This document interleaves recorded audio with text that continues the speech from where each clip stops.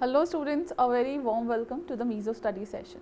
सो जैसा कि आप देख सकते हैं, आज के सेशन में हम डिस्कस करने जा रहे हैं NEET pattern question exercise from the chapter cell division.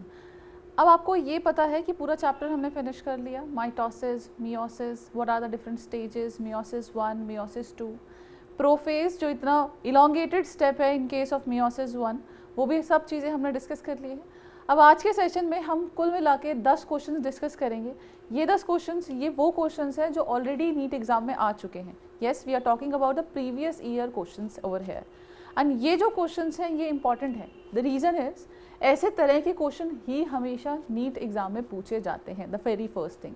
Second thing is ये वो क्वेश्चन है जिनकी frequency in the terms of their repetition बहुत ज़्यादा है। मैं ये नहीं कहा कि भाई यही question as such next exam में भी आएंगे या 3-4 बार सेम क्वेश्चन रिपीट हुआ, मैंने ये नहीं कहा। इसका मतलब ये है कि सेम टाइप के क्वेश्चन इसकी कुछ ना कुछ लैंग्वेज चेंज करके वो क्वेश्चन इसमें से ही पूछे जाते हैं। पूरे के पूरे 10 क्वेश्चन ये उन टॉपिक्स में जो उठाए गए हैं जो बहुत इंपॉर्टेंट है, पहली बात। दूसरी बात, मोस्टली मैंने कोशिश किया है काफ़ी सारे टॉपिक्स को आपको कवर कर सके। जितने भी टॉपिक्स कवर नहीं हो पाए फॉर एनी रीज़न, अगर वो कवर नहीं हो पाए तो मैंने कोशिश किया है कि उसको एक यू कैन से ऑप्शन में डाल दिया जाए ताकि आपको वो चीज़ें भी समझ में आ जाए। ठीक है, सो इट्स यू कैन से एक वो अप्रोच है ताकि आपको पूरे चैप्टर का ओवरव्यू मिल पाए एंड हम क्वेश्चन की प्रैक्टिस कैसे करें, क्या क्या सिली मिस्टेक्स हम करते हैं, उस चीज़ को हम कैसे यू कैन से रिमूव कर सकते हैं। ठीक है, चलिए स्टार्ट करते हैं आज का session. So will start with the first question, that is a question number 1, a direct question from your book, right, NCERT you can से। Spindle fibres attached on the, now अब ध्यान से सुनना, अगर हम क्रोमोसोम के स्ट्रक्चर के बारे में बात करें, क्रोमोसोम है, माइटोसिस के अंदर there is a separation of the chromatids, ये जो क्रोमोसोम है इनकी सेपरेशन हो जाती है, and the chromosome number they will remain same. That is the reason it is also termed as a equational division. On the contrary, जो meiosis 1 और meiosis 2 है ये डिफरेंट है। क्यों? meiosis 1 को कहा जाता है रिडक्शनल डिवीजन, ठीक है, और दूसरे को क्या कहा जाता है, that is also equational division, जिसको हम कहते हैं कि वो माइटोसिस की तरह ही है। So meiosis 2 is equivalent to mitosis, ये हमें पता है, हम पढ़ चुके हैं वो सेशन के अंदर। स्पिंडल फाइबर्स बनना इसमें एक बहुत इंपॉर्टेंट स्टेप है। स्पिंडल फाइबर क्रोमोसोम से अटैच्ड होते हैं, ये अटैच होते हैं एक स्पेशल जगह से, उस स्पेशल जगह को कहते हैं काइनेटोकोर। क्या कहते हैं? काइनेटोकोर। सो अगर आप स्ट्रक्चर ऑफ क्रोमोसोम के बारे में देखें, सेंटर मोस्ट रीजन पे क्या प्रेजेंट है? सेंट्रोमियर। सेंट्रोमियर, सेंट्रोमियर का अगर आप इंटरनल स्ट्रक्चर देखोगे, so I don't have any other chalks, ध्यान से देखना, यहाँ पे कुछ रॉड लाइक स्ट्रक्चर्स प्रेजेंट होते हैं जिसको हम कहते हैं काइनेटोकोर। काइनेटोकोर, और काइनेटोकोर ही वो जगह है जहाँ से स्पिंडल फाइबर अटैच्ड होते हैं। सो यहाँ वाला स्पिंडल फाइबर ऐसे अटैच होगा, यहाँ वाला स्पिंडल फाइबर ऐसे अटैच होगा। आगे बात समझ में? सो ये हो गया आपका kinetochore. So for this the correct option you have is kinetochore of a chromosome. Centromere है, बट सेंट्रोमियर के अंदर एक स्पेशल स्ट्रक्चर है जिसको हम कहते हैं काइनेटोकोर। मिल गया आपको आंसर, फर्स्ट का ए, करेक्ट आंसर इज ए। अब इस क्वेश्चन के अंदर मोस्टली स्टूडेंट्स ने क्या गलती करी होगी, जिनको काइनेटोकोर के बारे में नहीं पता होगा वो ऑप्शन टिक करके आए होंगे सेकेंड। ठीक है, वो सेकेंड ऑप्शन उन्होंने जैसे ही टिक किया उनका क्या हो गया, मार्क्स डिडक्ट हो गए, नेगेटिव मार्किंग भी हो गई। सो ये सब चीज़ें आपको ध्यान रखनी है। सेशन में अगर कोई चीज़ पढ़ाई गई है उस चीज़ को अच्छे से पढ़ लीजिए, उस चीज़ को अच्छे से दिमाग में रखिए, बहुत इंपॉर्टेंट है ये चैप्टर। चलिए let's move on to the next question, question number 2। So match the following columns. अब ये क्वेश्चन क्यों इंक्लूड किया गया, इसका रीज़न मैं बताती हूँ। सबसे बड़ा रीज़न ये है, इसके अंदर सारे के सारे फेजेस दे रखे हैं, उन सारे के सारे फेजेस के क्या क्या जनरल कैरेक्टर हैं उनके बारे में यहाँ पे डिस्कशन हुआ है। ठीक है, चलिए सबसे पहला है आपका जीवन फेज। जीवन फेज को एक और नाम दिया जाता है, that it is a preparatory phase. Preparatory phase that means ये वो फेज है जब सेल अपने आप को प्रिपेयर करती है, किसके लिए? डीएनए रेप्लिकेशन के लिए। ठीक है, एंड G1 फेज एक वो फेज है जो आफ्टर माइटोसिस स्टार्ट हुआ है। देखो इसमें ध्यान से देखना, माइटोसिस एक बार खत्म होगी उसके बाद सेल अगेन एंटर करेगा G1 फेज के। So it is a interval between a mitosis and the second cell division. ठीक है, अगर इसके ऑप्शंस देखेंगे सो ये हो गया interval between a mitosis and initiation of DNA replication. Yes it is right. ध्यान से देखना, अगर हम पूरे फेज के बारे में डिस्कस करें तो वो फेज कुछ ऐसे ऐसे होते हैं। The very first you have is a G1 phase, then you have is S phase, then you have is a G2 phase, G2 phase के बाद आता है आपका M phase, M phase, M phase के बाद आता है एक छोटा सा क्विसेंट फेज होता है जिसको हम कहते हैं G0 फेज। सेल ने अपने आप को प्रिपरेशन किया for DNA replication S phase में हुआ। यहाँ पे और भी जो एसेसरी स्ट्रक्चर्स होते हैं their formation occur in the G2 phase. After that there is a M phase which is divided into further sub phases like prophase, metaphase, anaphase and the telophase. उसके बाद एम फेज के बाद जो पूरी की पूरी मेटाफेज होगा उसमें क्या हुआ, दो हुए, एक तो हो गया पूरा division that is a karyokinesis, second हो गया आपका साइटोकाइनेसिस। ठीक है, ये दोनों हो गए, सेल आपस में डिवाइड हो गए। Now the cell is ready for the another replication. ठीक है, अब देखो ध्यान से देखना, यहाँ पे लिखा हुआ है कि जो आपका G1 फेज है वो क्या है, यानी कि M फेज और S फेज के बीच का फेज है। G0 फेज कई सेल्स के अंदर प्रेजेंट होता है, कई सेल के अंदर नहीं प्रेजेंट भी होता, सो इसको हम अवॉइड कर सकते हैं एक टाइम पे। ठीक है, so it is a phase between M phase and S phase. Now come back to the question, that is a interval between the mitosis and initiation of the DNA replication. So A के लिए correct option मुझे मिल गया, that is a fifth. ठीक है, यानी कि the option this can be correct क्योंकि इसके सबके नीचे 5 लिखा हुआ है। ठीक है, आगे बढ़ते हैं। नेक्स्ट है इसका एस फेज। एस फेज को कहते हैं सिंथेटिक फेज और सिंथेसिस फेज। सिंथेसिस फेज वो फेज है जब सिंथेसिस हो रही होती है। किसकी सिंथेसिस हो रही होती है? डीएनए की सिंथेसिस हो रही होती है, डीएनए सिंथेसिस। अब डीएनए सिंथेसिस का मतलब है डीएनए की कॉपी बनना। ठीक है, समझ में आ रही है आपको? सो डीएनए की कॉपी बनना, जी हाँ, यहाँ पे डीएनए की कॉपीज बन जाती हैं। ठीक है, यहाँ पे जो आपका क्रोमोसोम नंबर है, ध्यान से देखना इस चीज को, क्रोमोसोम नंबर ये सेम रहता है बट डीएनए कंटेंट डबल। ये चीज याद रखना, डीएनए कंटेंट इसमें डबल हो जाता है। ठीक है, चलिए come back to the question. S phase क्या है? रेप्लिकेशन ऑफ डीएनए या सिंथेसिस ऑफ डीएनए, यानी बी के लिए करेक्ट ऑप्शन है आपका फर्स्ट। देखिए यहीं मुझे ऑप्शन मिल गया, जो 3 ऑप्शंस में से जो सी ऑप्शन है इसी में दे रखा है बी क्या गया फर्स्ट। जैसा कि हमारा स्ट्रैटेजी, एक स्ट्रैटेजी है जिसको हम फॉलो करते हैं, बट हमेशा इस चीज़ पे ही रिलाई मत करिए, और भी ऑप्शन को एक्सप्लोर करिए। सो G2 फेज क्या है? G2 फेज क्या है? G2 फेज एक वो फेज है जहाँ पे प्रिपरेशन हो रही होती है, ताकि सेल को किस में जाना है, आप आगे यू कैन से एक उस फेज में जाना है जहाँ पे सेल में जो क्रोमोसोम है they will separate itself. DNA synthesis हो गई, डीएनए सिंथेसिस के बाद there is a synthesis of large number of proteins and these proteins they are important. ठीक है, so for this G2 phase the correct option you have is fourth. ठीक है, सी के लिए फोर्थ ऑप्शन करेक्ट है। अब सी के लिए फोर्थ ऑप्शन देखो मुझे इस ऑप्शन में मिल रहा है। Next is a G0 phase. ये ब्लाइंडली मैं ये कह सकती हूँ ये है क्विसेंट फेज।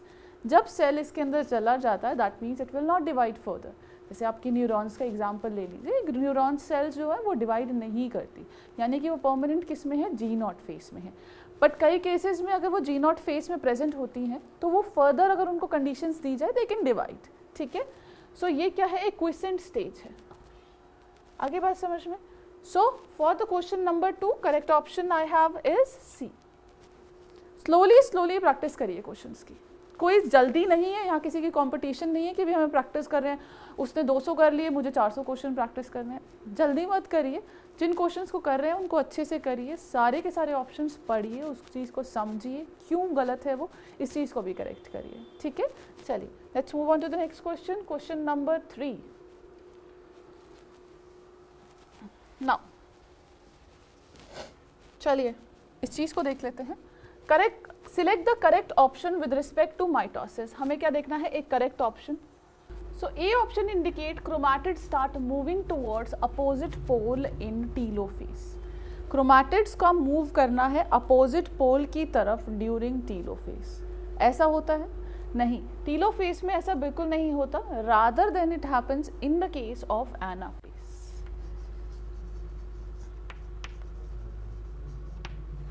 ठीक है, चलिए इसके बारे में थोड़ा सा स्टडी करते हैं। अगर हम माइटोसिस के बारे में देखें, 4 फेजेस हैं इसके। कैरियोकाइनेसिस हम भी डिस्कस कर रहे हैं। Prophase, metaphase, anaphase and telophase. Prophase, the first condensation of chromatin occur. Chromatin की कंडेंसेशन होगी तो हमें क्रोमोसोम विजिबल हो जाएंगे। उसके अलावा जो न्यूक्लियर मेम्ब्रेन है वो डिसअपियर हो जाती है, न्यूक्लियोलस डिसअपियर हो जाता है, एंडोप्लाज्मिक रेटिकुलम डिसअपियर हो जाता है, एवरीथिंग डिसअपियर्स। ठीक है, एंड इसके अंदर नेक्स्ट स्टेज आती है जब क्रोमोसोम अपने आप को अलाइन कर देते हैं टुवर्ड्स द इक्वेटोरियल प्लेट। जब वो इक्वेटोरियल प्लेट में अपने आप को अलाइन कर देते हैं, उसके बाद क्या होता है, जो स्पिंडल फाइबर अपने इसको अटैच कर लेते हैं वाया काइनेटोकोर। उसके बाद ये start moving towards the opposite pole. जैसे ये मूव करना स्टार्ट करते हैं, that means it is a initiation of anaphase. उसके बाद क्या होगा, वहाँ पे स्पिंडल फाइबर डिसअपियर हो जाएंगे, nuclear membrane again formation start हो जाएगी, जिसको हम नाम देते हैं टीलोफेज। ठीक है, यही सारे फेजेस पढ़े थे, इनको मैंने बहुत ही शॉर्ट वे में आपको समझा दिया कि क्या क्या चीज़ें होती हैं। चलिए अब देखते हैं। फर्स्ट तो समझ में आ गया, इसमें एनाफेज होना चाहिए। सो मुझे ये पता लग गया that this option is a wrong option. Second option देखें, Golgi complex endoplasmic reticulum are still visible at the end of prophase. No, actually ये भी डिसअपियर हो जाते हैं। So this is a incorrect option. So यहाँ पे visible नहीं होना चाहिए। ठीक है, आर नॉट विजिबल, और यू कैन से अगर नॉट विजिबल होता तो ये ऑप्शन हमारा ठीक होता। Let's move on to the C option. Chromosome move to the opposite spindle equator and go aligned along the equatorial plate in metaphase. So chromosome move to the spindle equator. एक spindle की equator पे move कर जाते हैं and equatorial plate पे अपने आप को अलाइन कर देते हैं इन मेटाफेज। ये ठीक है ऑप्शन, मेटाफेज पे उन्होंने अपने आप को अलाइन कर दिया। सो ये ऑप्शन है आपका ठीक। चलिए नेक्स्ट आते हैं, chromatids separate but remain in the centre of a cell in anaphase. No, but जब वो सेपरेट होते हैं they move towards the opposite pole. So this option is also wrong. यहाँ पे लिखा होता they move towards the opposite pole तो ये भी ठीक होता।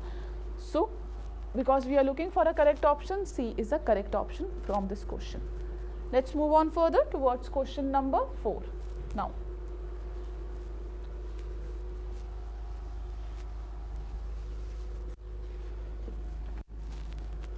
Which of the following event occur during the G1 phase?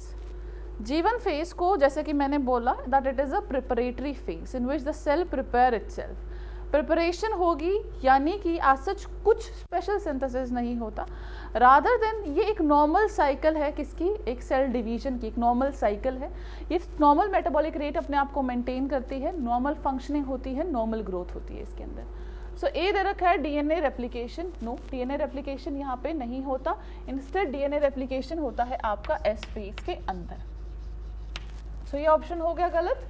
B option देखिए इसमें। सो बी ऑप्शन है आपका growth and normal functioning of cells. ठीक है, ये भी ठीक है।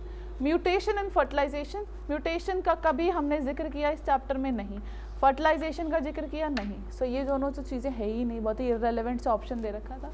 ऐसा क्वेश्चन अगर आपके नीट एग्जाम में आ जाता है, होप मेरे स्टूडेंट्स इसमें 4 नंबर तो ज़रूर लेकर जाएंगे। ठीक है, इतना तो मुझे गारंटी है। सो चैप्टर को अच्छे से पढ़िए, follow my instructions and 100% sure NEET qualify ना हुआ तो मुझे बताना। ठीक है, हो जाएगा, डोंट वरी फॉर दिस। चलिए नेक्स्ट क्वेश्चन, क्वेश्चन नंबर 5। चलिए, A somatic cell that has just completed the S phase. एक सोमैटिक सेल है हमारे पास, उस सोमैटिक सेल ने अभी अभी क्या कंप्लीट कर लिया? S phase. S phase complete कर लिया तो इसका मतलब क्या है, यहाँ पे क्या हो चुकी है? डीएनए की सिंथेसिस, यानी कि डीएनए कंटेंट क्या हो गया? डबल। समझते जाओ sentence by sentence. Of it cells as compare to gamete of a same species. ठीक है, चलिए अब हमें 2 सिचुएशंस को कंपेयर करना है। आइए उसके बारे में देखते हैं।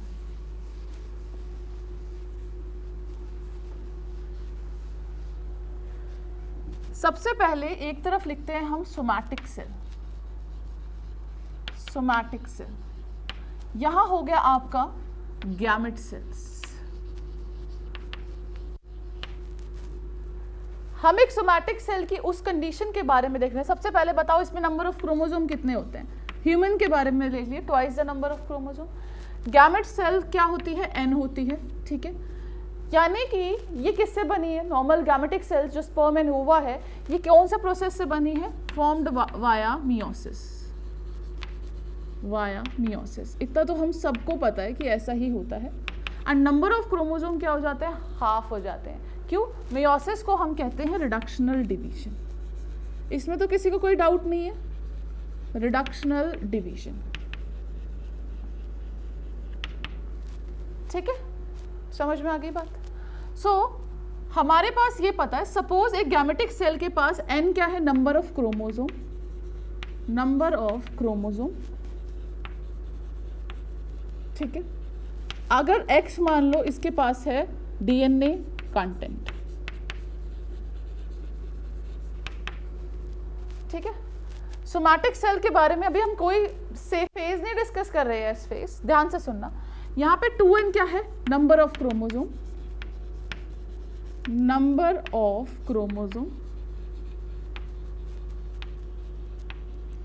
अगर 2n नंबर ऑफ क्रोमोसोम है, सो यहाँ पे जो डीएनए कंटेंट कितना होगा, डीएनए कंटेंट ज्यादा होगा। तो ये डीएनए कंटेंट भी क्या होगा, that is a DNA content, है ना। क्रोमोसोम ज्यादा है तो नंबर ऑफ डीएनए और amount of DNA will be high. अब इस सेल के अंदर क्या हो गया है, आपका एस फेज ये क्रॉस कर चुकी है। एंड हमें ये पता है एस फेज के बाद जो नंबर ऑफ क्रोमोसोम है वो क्या रहते हैं, सेम रहते हैं। सो 2n will be number of chromosome, ठीक है, आगे बात समझ में।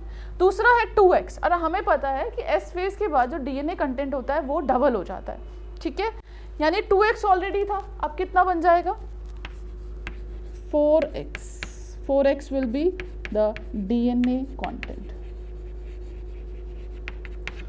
अब एक गैमेट सेल को इस सेल के साथ कंपेयर करो जो ऑलरेडी एस फेज कंप्लीट कर चुकी है। क्या मैं इसमें ये कह सकती हूँ कि यहाँ पे जो नंबर ऑफ क्रोमोसोम होंगे दैट विल बी 2 टाइम्स, यहाँ पे जो डीएनए कंटेंट होगा वो होगा 4 टाइम्स। अब आइए क्वेश्चन पे वापस, ऑप्शंस देखते हैं। Twice the number of chromosome, बिल्कुल सही बात है। So the A option indicate the twice the number of chromosome. So यहाँ पे भी मैंने क्या लिखा है, twice the number of chromosome. का क्रोमोसोम देखो 2n है ना as compare to gametic cell. So यानी कि ये लाइन तो ठीक है। आगे देखते हैं, twice the amount of DNA, but DNA क्या है, 4 टाइम्स है। सो ये ऑप्शन हो गया आपका इनकरेक्ट। आगे बढ़े, same the number of chromosome, बिल्कुल भी नहीं, ट्वाइस द नंबर है, ऑप्शन यहीं पे इनकरेक्ट हो गया। Twice the number of chromosome and 4 times the amount of DNA, ठीक है, ये ऑप्शन ठीक है आपका। So for the question number 5 the correct option you have is C. चलिए आगे बढ़ते हैं towards next question. So next question is question number 6।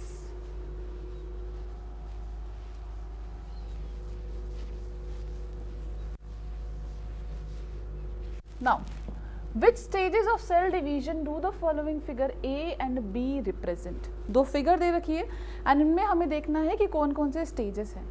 So if you remember the figure number 1, इसमें क्या दे रखा है, जो क्रोमाटिड है they are moving towards opposite pole and वो अप्रोक्सीमेटली अपोजिट पोल तक पहुंच ही गए हैं। दैट मीन्स ये वो स्टेज है जिसमें क्रोमाटिड्स ने मूव किया एंड वो अपोजिट पोल पर पहुंच गए। यानी कि हम बात कर रहे हैं एनाफेज की, late anaphase. So this is a late anaphase. ये देखते हैं बी, एक नॉर्मल सेल है। सेल में अगर आप देखो जो क्रोमाटिन है दे हैव स्टार्टेड कंडेंसिंग, तभी तो क्लियरली विजिबल हो रहा है, स्टार्ट हुआ है। एंड उसके अलावा अगर आप देखें there is a formation of these centrioles and spindle fibres निकलने शुरू हो गए। सो यानी ये क्या है आपका प्रोफेज, और इन्होंने मूव करना शुरू कर दिया towards opposite pole.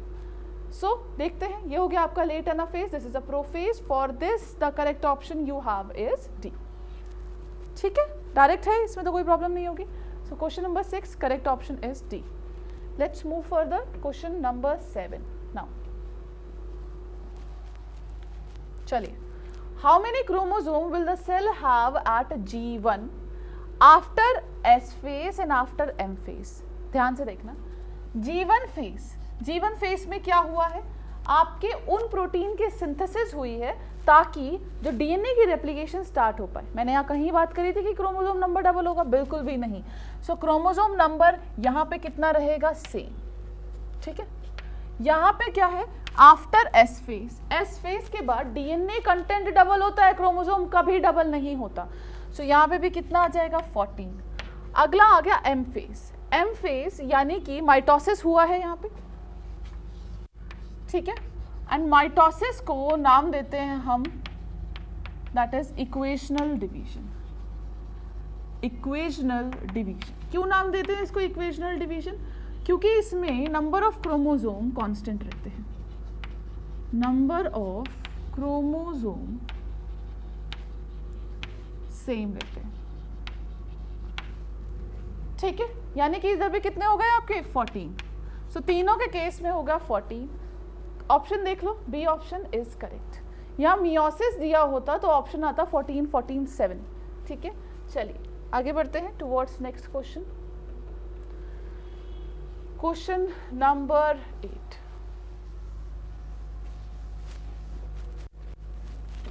Which one of the following is not a characteristic feature? We are looking for a not a characteristic feature during mitosis in somatic cell.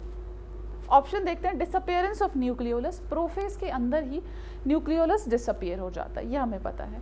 Second है, यानी ये ऑप्शन करेक्ट है, and हम incorrect option देख रहे हैं। B option is chromosome movement, जी हाँ, क्रोमोसोम की मूवमेंट होती है towards opposite pole, this happens.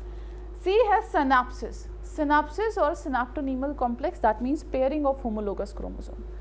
क्या माइटोसिस में मैंने पेयरिंग के बारे में बात करी थी, बिल्कुल भी नहीं, यहाँ पेयरिंग नहीं होती। इनफैक्ट पेयरिंग की बात करते हैं हम मियोसिस के अंदर, मियोसिस के प्रोफेज के अंदर, जो लेप्टोटीन, जाइगोटीन, पेकाइटीन, डिप्लोटीन, डाइकाइनेसिस जो इतना बड़ा है प्रोफेज 1, उन केसेस में होती है, यहाँ पे ऐसा कुछ नहीं है। So this is not a characteristic feature. Now next is a spindle fibre, yes spindle fibre is seen in these cases. 8 question, option C is correct. Let's move on to the next question, question number 9. Now, a cell at the telophase stage is observed by a student in a plant brought from the field.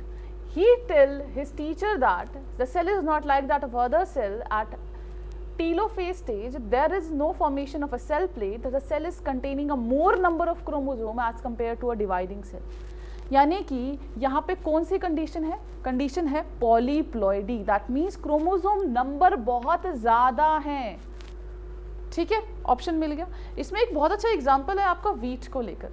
Wheat के अंदर hexaploid condition देखी जाती है, 6 time chromosomes present होते हैं, ठीक है। Triticum aestivum के बारे में बात कर रहे हैं। So let's move on to the next question, question number 10। Now अब इसमें से हमें एक करेक्ट ऑप्शन ढूंढना है, that which one is a correct option. Column 1 and 2 दोनों को हमें मैच करना है, ठीक है। ए ऑप्शन इंडिकेट पेकाइटीन। सो अगर आपको याद हो, हमने काफ़ी स्टेजेस पढ़ी थी। फर्स्ट था इसमें लेप्टोटीन, लेप्टोटीन के अंदर क्या हुआ था, जो ये क्रोमोसोम्स थे, जो क्रोमैटिन फाइबर्स थे, इनकी कंडेंसेशन स्टार्ट हुई। जाइगोटीन में इन्होंने आपस में पेयरिंग स्टार्ट कर ली, ठीक है। सो जाइगोटीन क्या हो गया, पेयरिंग ऑफ होमोलोगस क्रोमोसोम, ठीक है। नेक्स्ट आ गया आपका पेकाइटीन। पेकाइटीन इसमें देखो बी ऑप्शन जो है आपका मेटाफेस प्लेट, और इसको मेटाफेस प्लेट कहाँ आ गया आपका, chromosome align at the equatorial plate, ठीक है। क्रोमोसोम ने अपने आप को इक्वेटोरियल प्लेट पे अलाइन कर लिया। अब डाइकाइनेसिस नीचे से स्टार्ट कर रहे हैं, हम एक एक चीज स्टडी कर रहे हैं। डाइकाइनेसिस क्या होती है स्टेज, डाइकाइनेसिस वो स्टेज होती है जिसके अंदर टर्मिनलाइजेशन होती है कायस्मेटा की, ठीक है। So this is a terminalisation. What next is left? पेकाइटीन। पेकाइटीन एक वो स्टेज होती है जहाँ पे क्रॉसिंग ओवर टेक प्लेस, ठीक है। So for first option 3 is correct, for the A option 3 crossing over, for the B option 4 is correct, for the C option 2 is correct, for the D option 1 is correct. So that means in the question number 10 the option A is correct, right? So let's wind up the today's session here only. 10 questions discuss हो गए आज के session के लिए।